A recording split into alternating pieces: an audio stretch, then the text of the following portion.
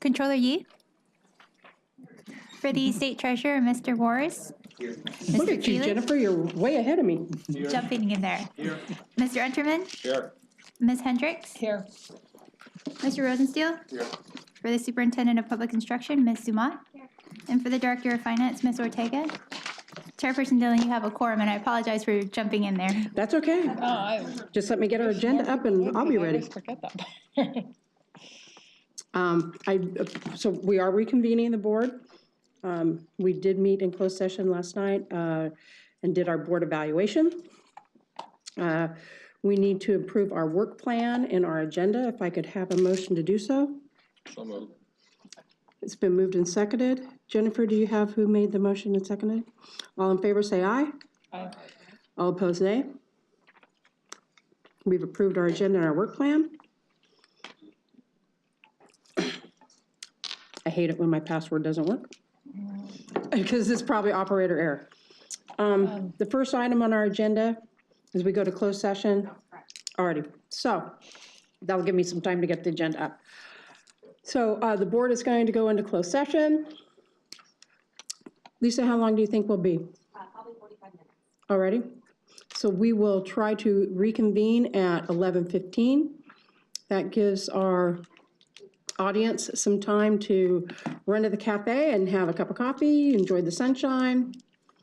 And we will be back in open session around 11:15. Lisa, I'm going to go ahead and turn this back over to you.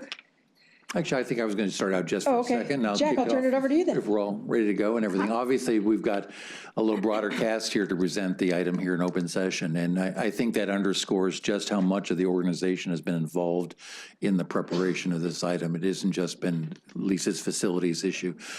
Chris and his staff have been good partners in making sure that we understand the economics of this and preparation of the materials. And Chris can speak to his perspective on that. Alan, of course, has been our key outside resource in preparing this, and Robin is going to help us think through a little bit of the lease costing and the budget aspects of this, because regardless of what decision we make, there's money that will have to be spent. We want to make sure we're doing it in the most prudent fashion for our membership. So we want to make sure we've thought through this. But I do want to assure you from my seat that this is an item that's been built, scrubbed, re-scrubbed, outside reviewed, and then peer reviewed of the outside reviewers. And probably we've done a lot more work this time than the time we built this building, because we've learned a lot. But we also recognize the times that we live and work in as public employees need this kind of attention and diligence if we're going to make decisions like this, whether they're $180 million decisions or, like Chris often does, in the $501 billion range. They all deserve that level of diligence.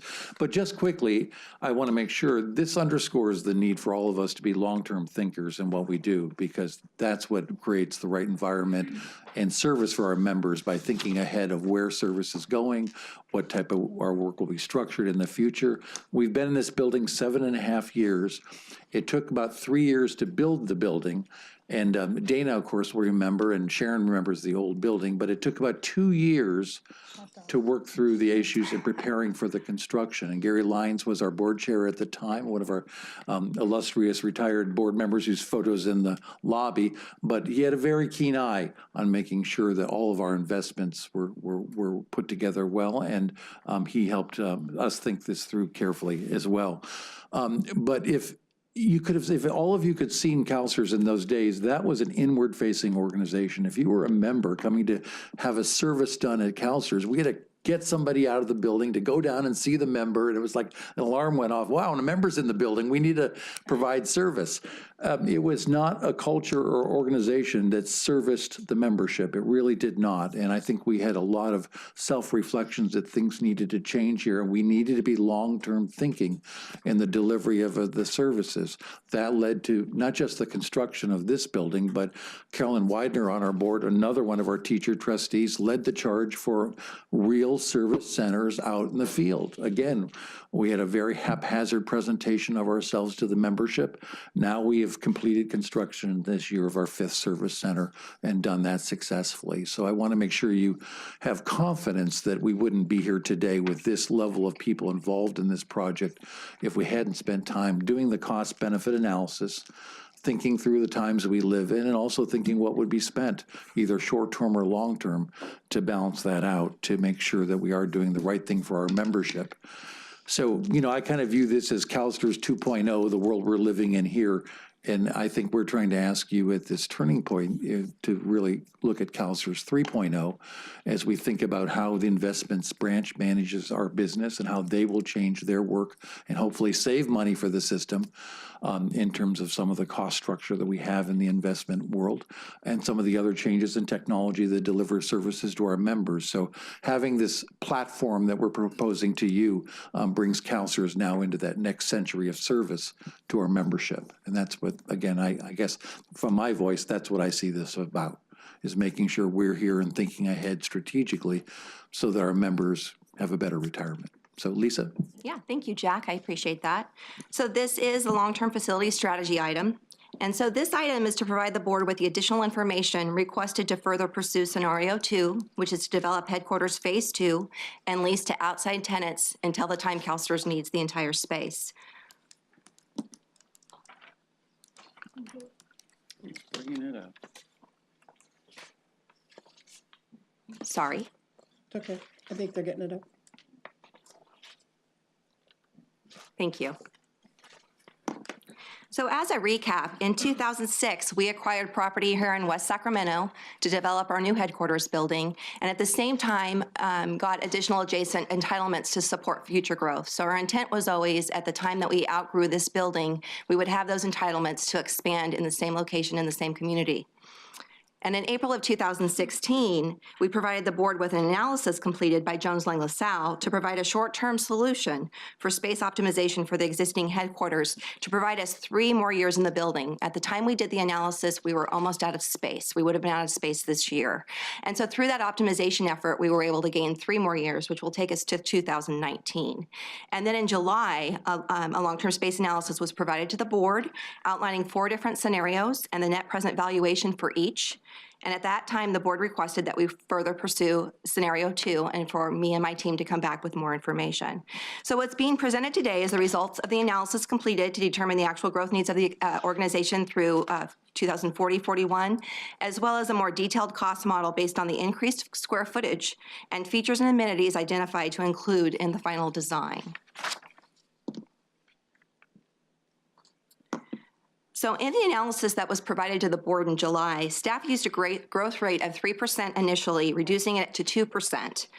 But we actually dug in a little deeper, and we actually went back and looked at historical data over the last 30 years. And really, our growth rate has been on average about 4.5%. Now, that 2% number, that 3% to 2% number that was presented in July was based on interviewing all the executive staff and asking them about what their anticipated growth is. And that's a very difficult exercise because it's very hard to predict, what the future holds, how many people you may see in your area, anything that's going to cause more workload initiatives that come down the pipeline. So looking at future trends in workspace practices and design, like telework, which was discussed, and technology advancements, which we're hoping fewer people can do more work, staff feel comfortable decreasing that rate of 4.5% to 2.5% after 10 years for those reasons. And I also want to point out to you that this model for Tower 2 incorporates a much smaller footprint than this particular building per staff member. As a comparison, the building that we're in right now provides about 205 square feet per person, while the new design will incorporate about 150 square feet. Again, looking at the trends in space, the trend is less individual space, more collaborative space, and the feeling is that makes staff much more productive.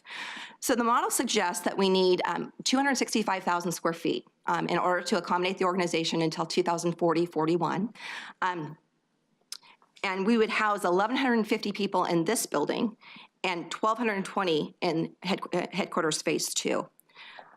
It's important to also note that this space design is much more cost efficient based on what I've just shared with you than the headquarters was. In fact, if we were to build phase 2 using the same square footage per person as our current facility, it would actually cost $84 million more in order to accommodate the same number of staff. So that is our growth analysis. And so this slide really is just an attempt to illustrate the assumptions that were made in developing the financial analysis. You'll see we're predicting a 10-floor tower with 8 floors of office space, 2 floors of mechanical. And it's also important to note that this may change after the conceptual design. We may find that a larger footprint is better than a smaller footprint based on the staff that we're going to be moving over. We want staff to be able to work together. And so this could definitely change. So what I see in the costs would be if we had bigger floor plates, the costs for the building would actually go down. So as we vet through the design phase of this project, we would look at that. Are there any questions so far? Okay, I'm going to go ahead and turn it over to Alan right now to go over the cost budget methodology. So I'm going to present the revised cost budget, but before I do that, I wanted to talk about how we went about developing that budget.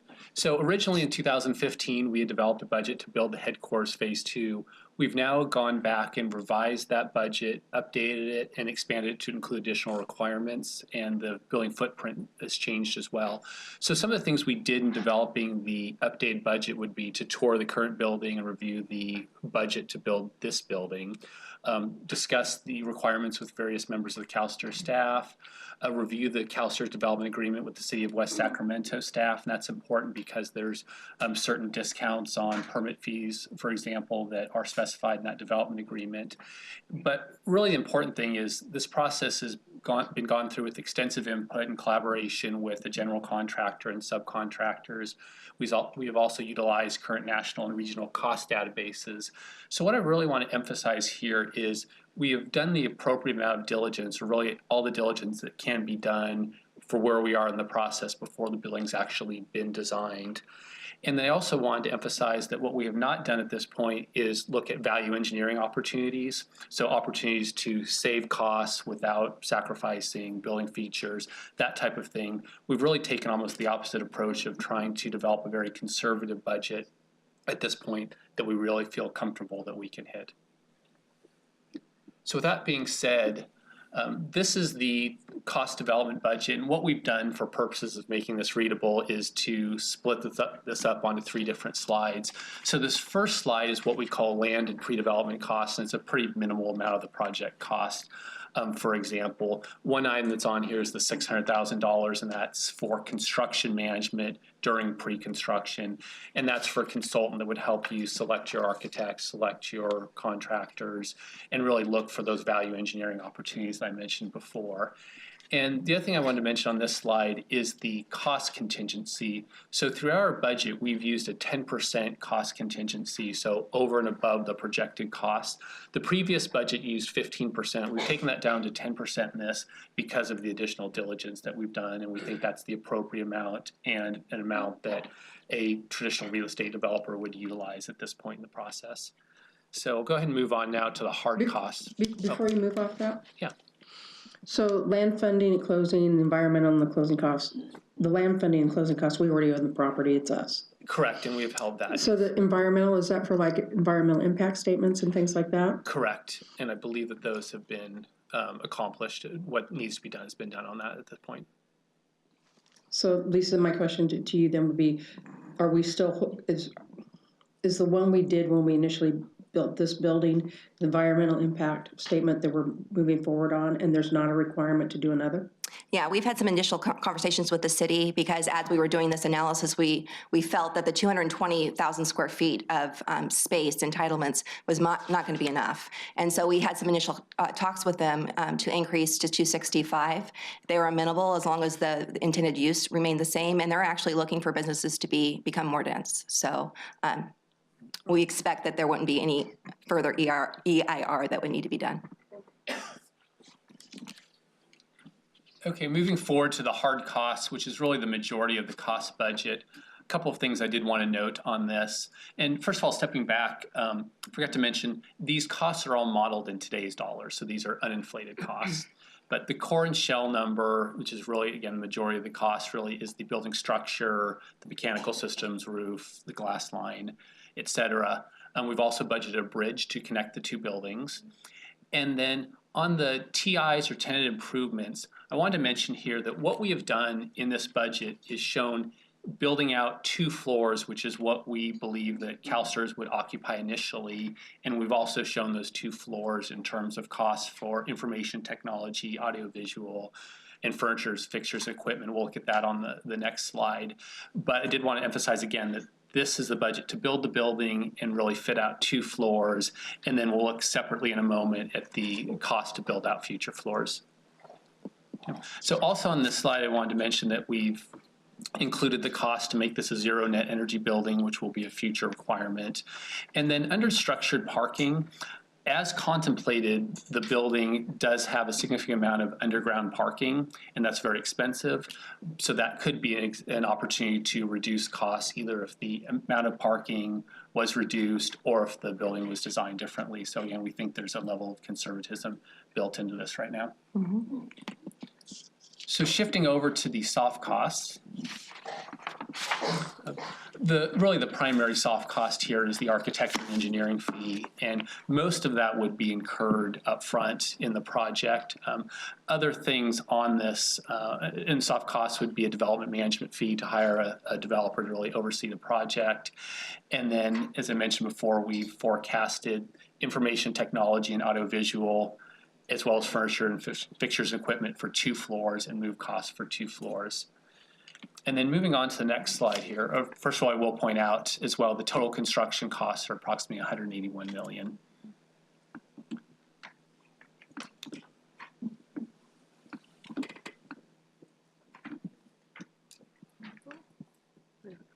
Okay, so what this slide does is summarize on the left the today construction costs. So again, that 181 approximate million.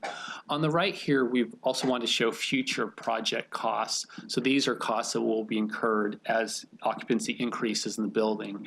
And some of those items include tenant improvement costs to build out the use for CalSTRS as floors are occupied. Also tenant improvement costs for third-party tenants that we would project leasing space within the building. And then costs to then take those third-party tenant improvements and convert them to CalSTRS use. And we feel we've been very conservative with really all of these cost numbers that we budgeted throughout this. And then we've got the future audiovisual, information technology, furniture, fixtures, and equipment. So happy to take any questions on this, and then I'll turn it over to Robin Madsen to discuss more of the budget impacts.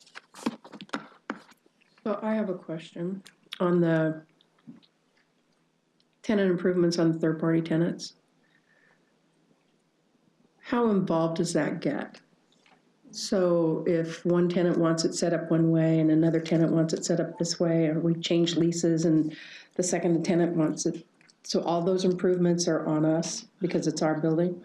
Well, typically tenants will invest money in their space as well. I mean, obviously they're paying for their own furniture and fixtures and equipment, but typically a tenant's going to invest money in their space. But what we've projected here is that the space would never be turned over between third-party tenants. So a space would be occupied by a third-party tenant, and then that tenant would be vacated when CalSTRS needs that space. What we have not shown is, say, a second-generation tenant improvement, but it does become a negotiation, and ultimately there's probably some value engineering opportunities to work with tenants to say, hey, if you take the space this way that will kind of fit our future use better, we'll give you a little discount on the rental rate, that type of thing. But right now, again, we've taken a pretty conservative approach to this. And ideally, we would love to have a tenant already scheduled when the construction of the building begins, because then that would decrease our costs as well. Because as the building is being built, those 2 floors or 3 floors could be built out to the tenant's use. Exactly. Thank you. Thank you for the presentation. I had a question about the, I guess, the estimated staff growth. I think it was a slide that showed the 4% over the next 10 years and then slowing to 2%, which seemed like a pretty aggressive growth factor. And I was wondering, I think the notation was that it was based on historical trends, and wanted to see to what extent consideration was given about future trends in office space utilization relative to maybe desires for more mobility and looking at how we might be doing parts of our business differently. So Certainly. I can tell you that, as I mentioned previously, that this particular building was built with 200 square feet per person.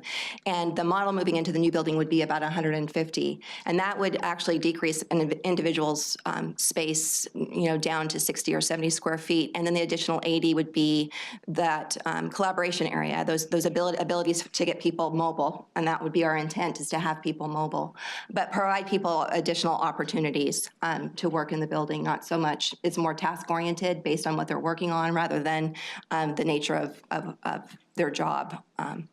Does that answer your question? Yeah, it does. And I guess what I'm struggling in my head too is the growth, the staff growth of 4% over the next 10 years. I mean, I'm trying to reconcile that with the fact that our membership is probably not growing as robustly as it has been in the past. Our retiree population will continue to grow. And so what's kind of driving that growth, I guess, in terms of? Well, I would, go ahead, Robin. Yeah, so I mean, maybe I can interject here with some of the considerations that we want to talk about as we move past the building, but we are projecting more and more transition of assets to internal management. And so for the last 3 years, we've been adding significant positions within the investment office, and we foresee that continuing.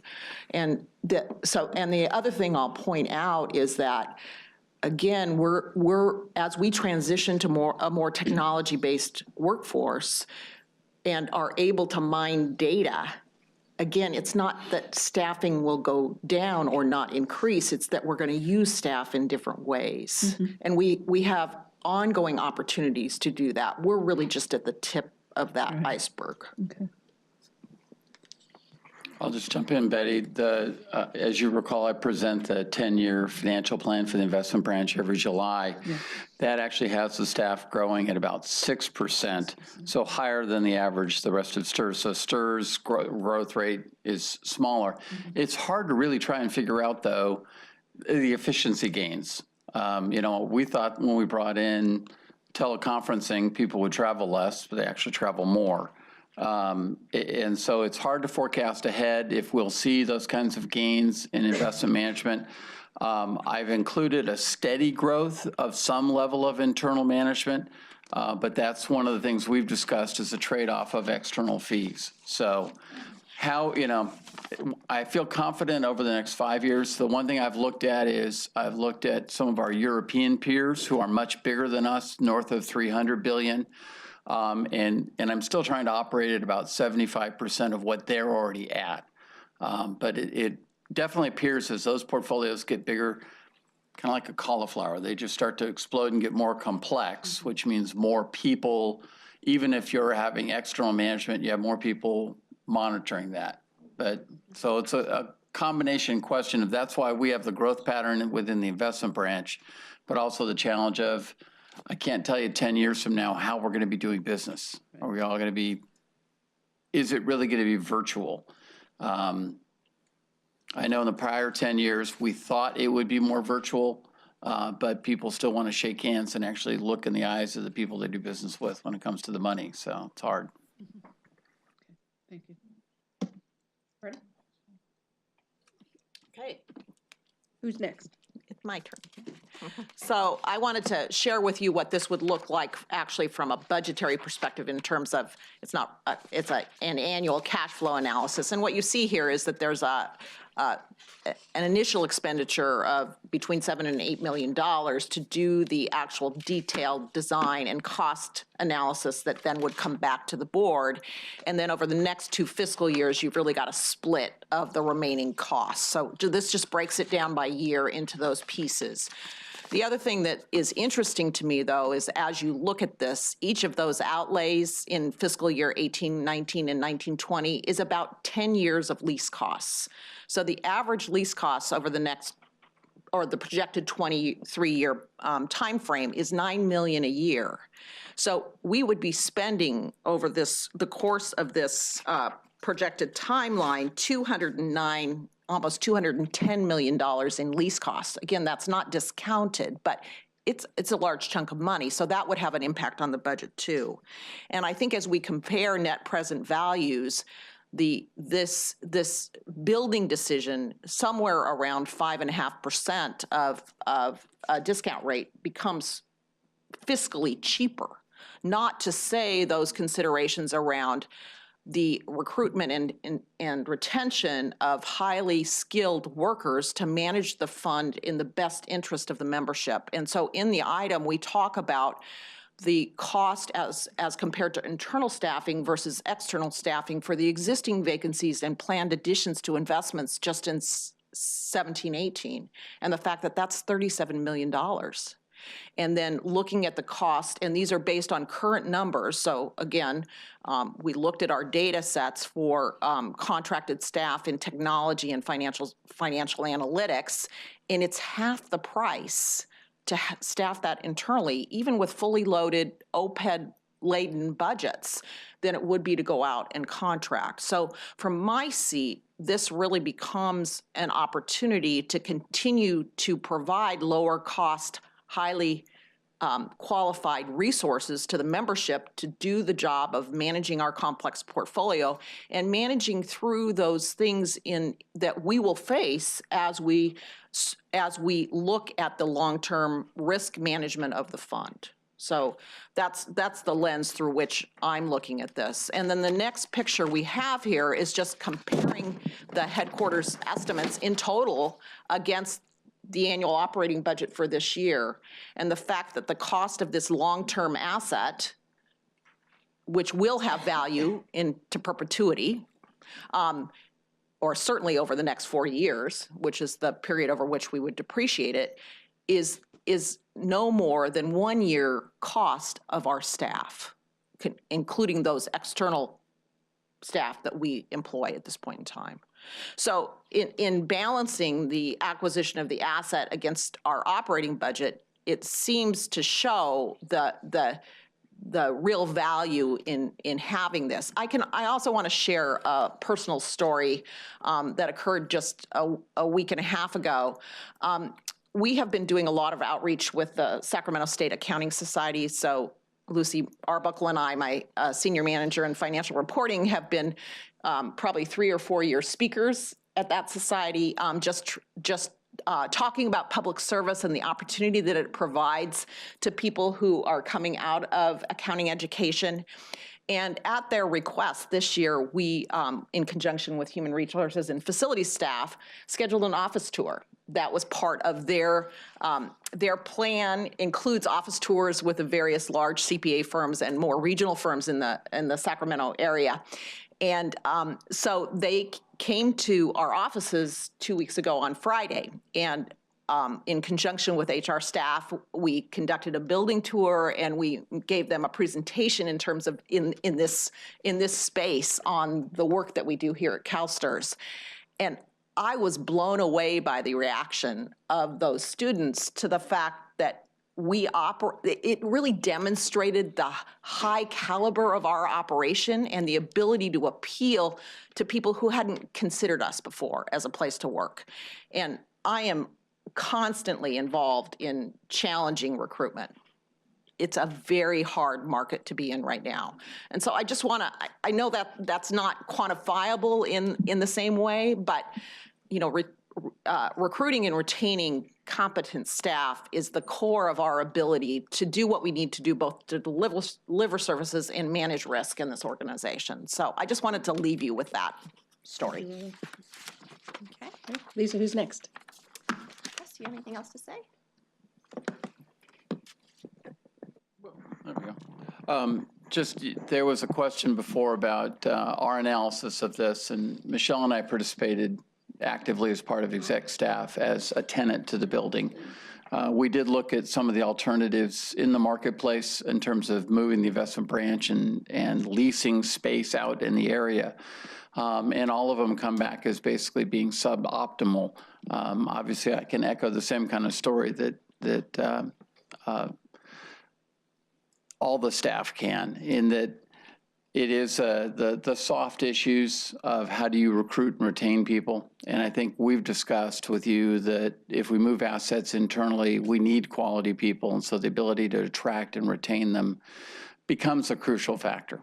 And splitting up STRS like we used to be in multiple buildings is definitely suboptimal. So it's a challenge. We realize it's hard to do this. But having looked at the options as a tenant and thought it through, it's much more superior to be part of the building and to be into something where you can be a better employer. So, I guess a question for the consultant, and again, thank you for the really detailed report. I understand the Wells Fargo building up the street just sold for $179 million this week, and does that sale impact, any of the data that you've kind of put forth to us? No, I don't believe it does. So it doesn't change the strategy of that building, its position in the market. And I mean, so the transaction price is about $340 a square foot. One thing it does show, the buyer of that was Starwood Capital, which is one of the large global private equity funds. So it does show really the limited interest of what's called institutional capital to come into a secondary market like Sacramento. So what it really shows to me is the limited likelihood of future new office construction in Sacramento, if that makes sense. The Wells Fargo building is a very nice building, so the fact that the buyer they found was one that's really looking for kind of very high risky returns, bought that building, shows, again, not a lot of interest from institutional capital to come into this market. And that's really a trend across the board with secondary markets.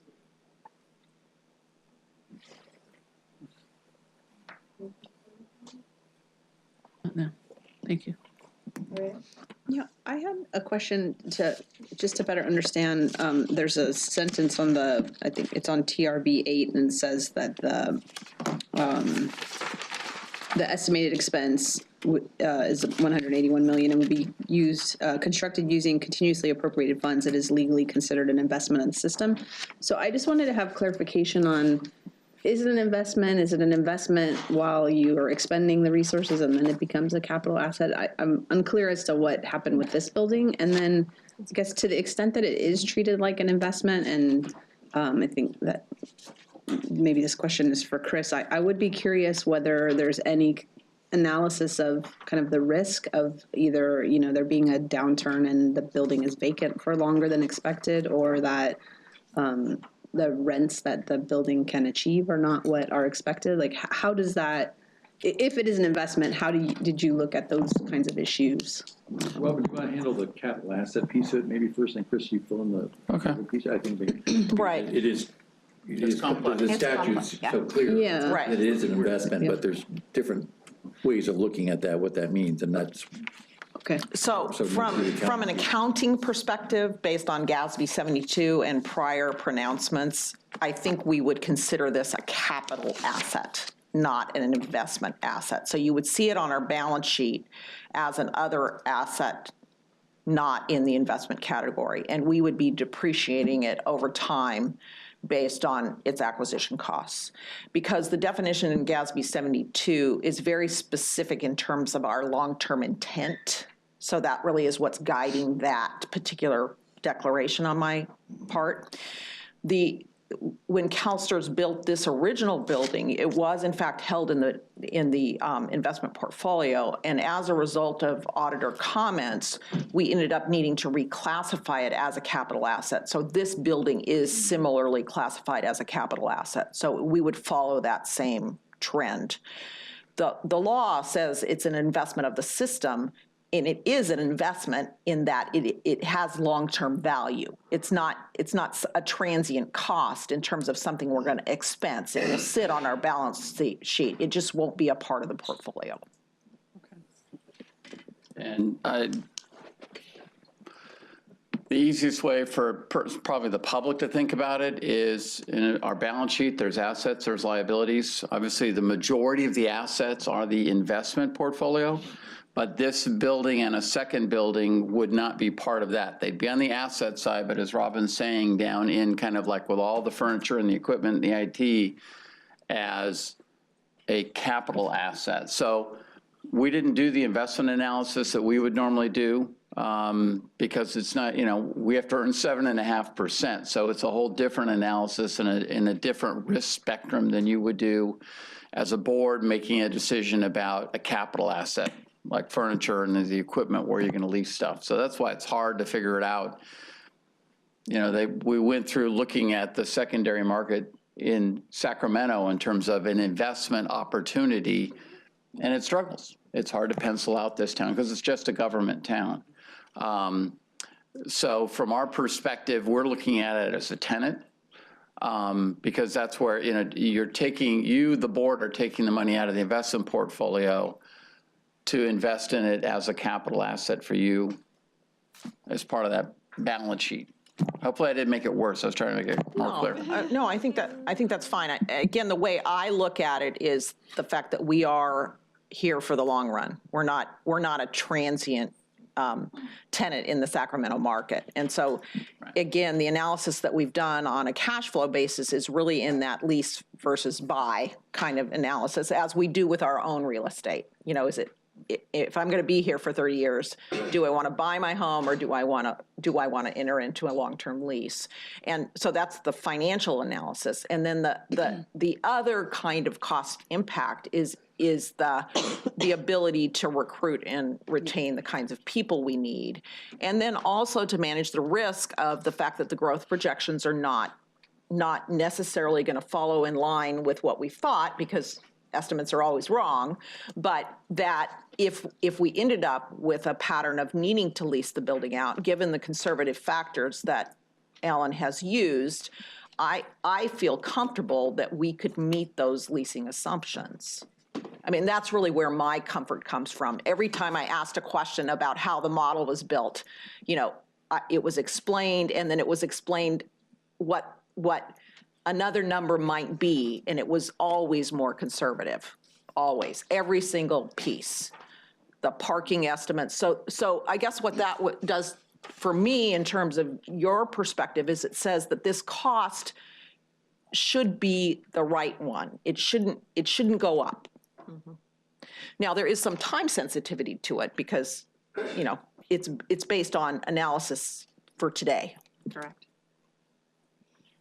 I think that's the issue of I appreciate that the estimates have been based on these conservative factors. I think that gives me more comfort than I would certainly have otherwise. The thing that does still give me a little bit of pause is the issue of the Sacramento market and the potential that should there be any kind of significant downturn and all you kind of have left are the state entities, are you really going to fill the building? And so if a vacancy rate gets longer than expected, and just, are we, and then there, could be some questioning of the decision if there's a building with a lot of vacancy and, so that We have to do this work. yeah, that's the part that's still giving me a little bit of hesitation.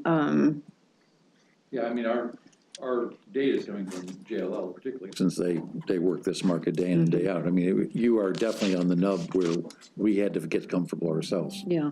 And this may be something that I've forgotten from our conversation, the previous conversation on this, but I am not discounting at all the belief that you have that it's better to have everyone in a single building. I completely agree with all of that from all of the non-quantifiable reasons. I'm not questioning them at all.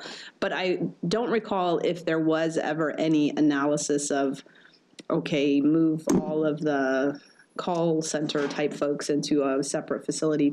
Like how much time that buys you? Does it push the need to build the building out for a significant amount of time? Or was there any looking at carving out parts of the organization that maybe could most reasonably be separated? Just to compare kind of. That was the scenario. Yeah. Go ahead. Go ahead, Robin. So that was one of the scenarios. Okay. And, sorry. It ended up being the highest cost scenario, I believe, was. Okay. So that was actually projected before, or as a part of what we brought to you in July, was that scenario where we delayed the building and we had to look at leasing space in the interim. Mm-hmm. So. It's higher cost, assuming the. Correct. Building gets filled and. Correct. So it was all of that. Yeah. I think, again, thinking about this in the role that I play here, I will tell you the communication and collaboration that goes on no matter what area you're talking about, is significant. And I know I think of call centers or of technology as things that get moved out. I mean, that's my experience in working in the world. But I think that the impact on this organization would be to our ability to effectively deliver service and to innovate. And I don't think we want to give that up. Not to mention, those are some of the areas that are really hard to recruit for. There's lots of turnover in the contact center especially, and so the building is definitely a tool for recruitment for that particular business area. And I'll add that, my work in the budget office, I understand this model and it makes sense to me, but that's where we bring people in and we train them. And they interact with our membership like I was exposed to, and then they're poised to move on to other more analytical and challenging work that we couldn't recruit for in the first place. So, And as I said, I'm not questioning that part of it, and I'm also not suggesting we have a discussion about what would be the most appropriate unit to move out. I think, though, that it's important that we understand that the higher cost scenario of leasing space for a group of employees is higher relative to everything panning out with filling the new building. Exactly. So that's the risk that we're undertaking. That's Yeah, there's a time, we haven't gotten in, but there's a time dimension to this. We want to make this decision for the right reasons. I mean, that's why I think we're all talking about the right things. But there is a time issue on construction that Chris knows and Alan so well from their work, that increases the cost if we wait 6 months or 9 months or 12 months, as well as there's competition for labor. That's a whole nother dimension of the discussion, but obviously given the nature of this city, there is in fact a competition for labor for construction of buildings. So those things weigh on the ability to achieve this. So. And from a leasing perspective, we are actively meeting with the state of California, meeting with the city of West Sacramento. City of West Sacramento has grown immensely since we've been here, lots of economic development. And so we would be, using all of the resources that we have to make sure that we can secure a tenant in the future. Of course, there's no guarantees, but we definitely have made contact out there. So I want you to be assured of that. Anything further, Irina? Paul? And just for the panel, we have 3 other people in line? Okay. Okay. Paul? Thank you. Yeah, I mean, a lot of my questions are similar to Irina's. I think that we're making projections about the growth of our staff. As I heard the discussion about how that was done, it was sort of talking to the senior managers and throughout the organization and seeing what their needs were. There's always going to be a bias there, maybe that they want more than they really need. If we try to, be budget minded. I completely don't want to constrain Chris's ability to grow assets internally. I think that's, definitely a direction we all want to go in.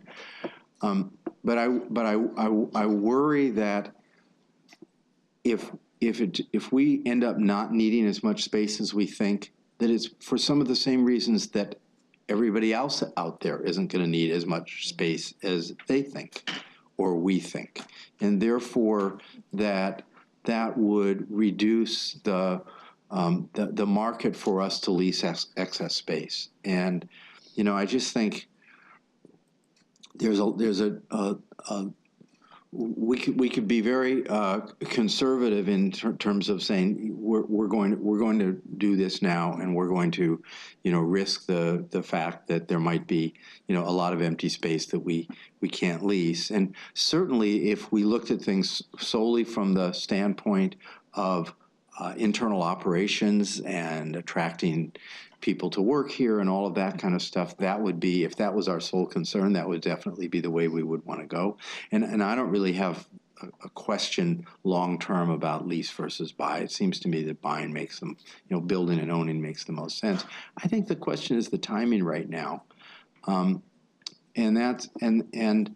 I'm sort of interested, in in Chris, whether you would, you would want to take off your hat as somebody who runs the investment division in CalSTRS, meaning that you're employing people and they're working here, but just as an investor, would this be a building that you would want to invest in, and how do you look at sort of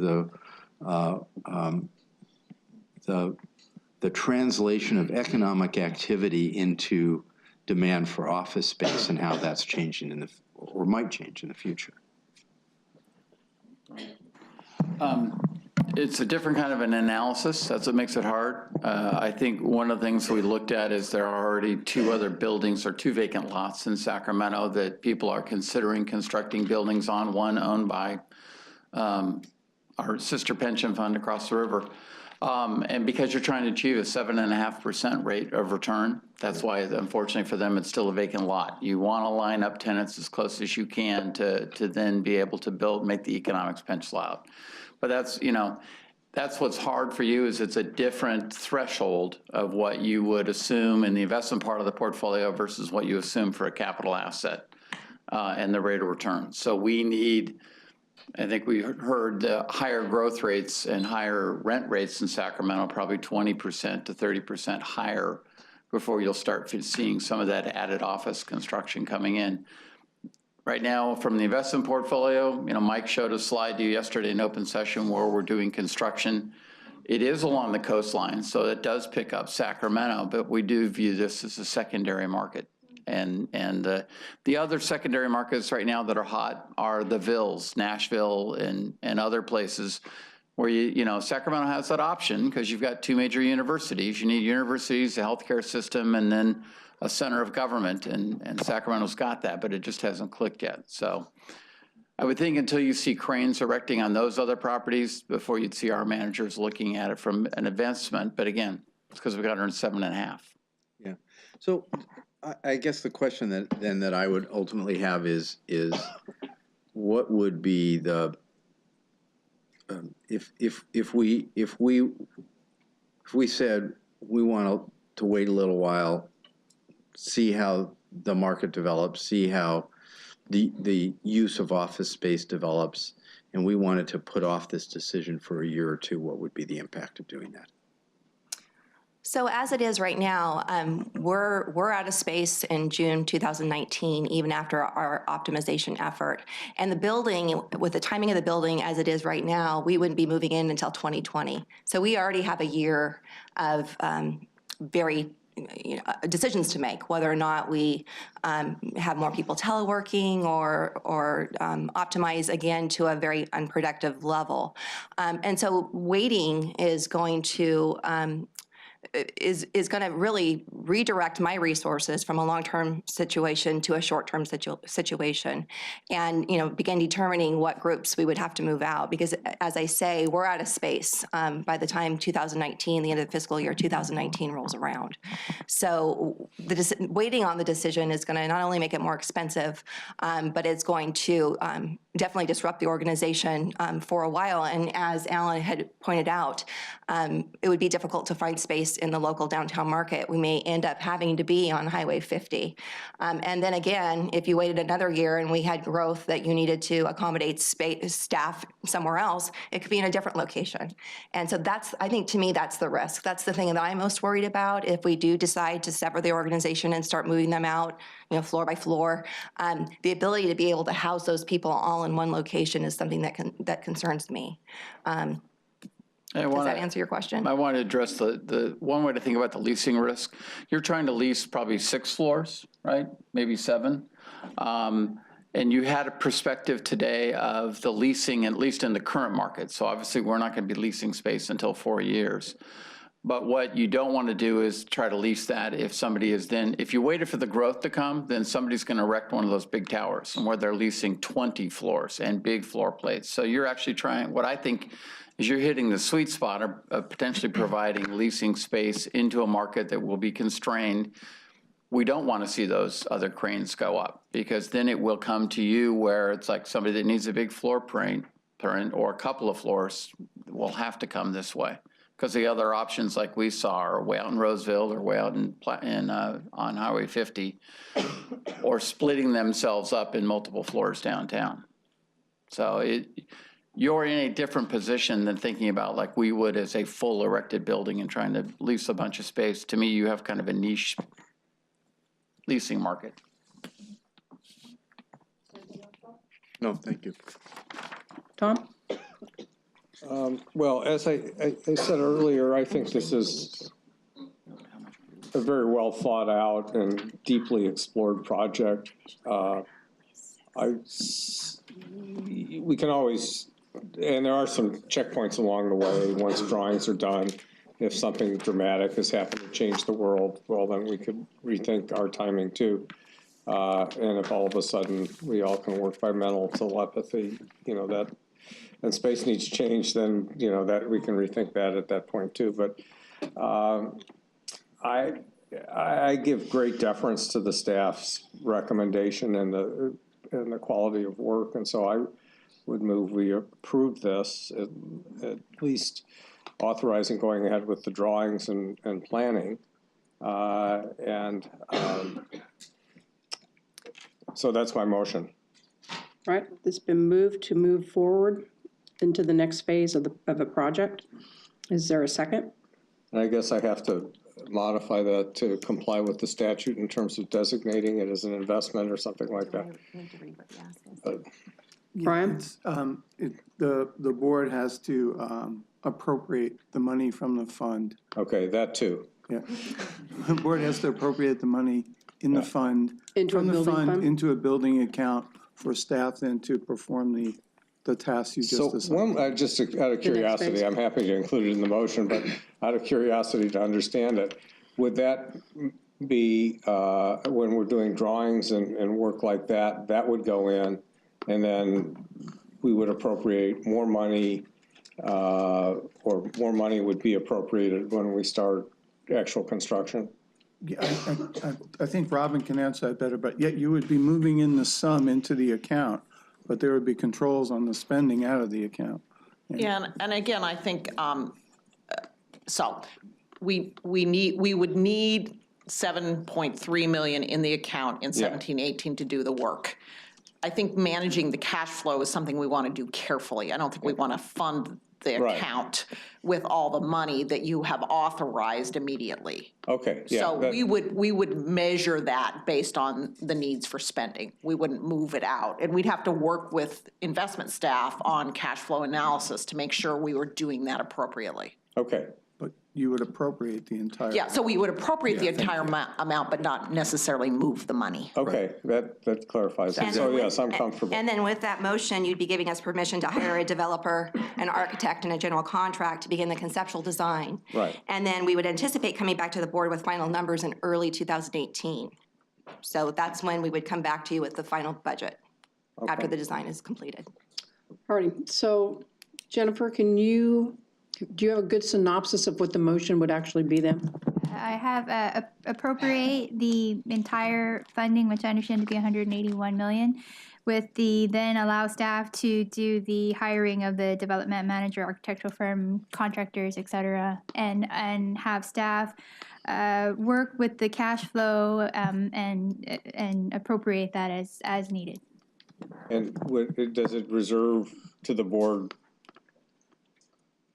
basically the right to take a second look in 2018? You have to approve the final budget of the project. You know, We'd have to move that. I don't know if I would. into the building fund. Yeah. Yeah, I mean, that's in the item basically that we're coming back, but it is, I want to make sure if you go forward with this, you're really giving a green light to me.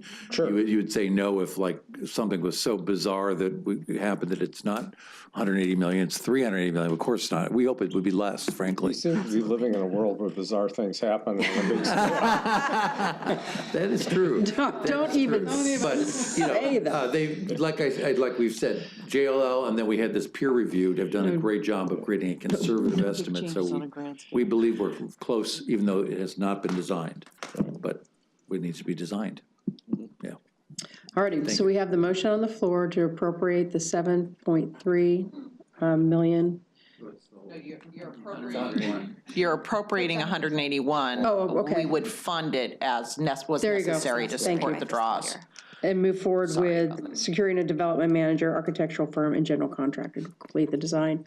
Final budget to come back in 2018. Yes. Is there a second?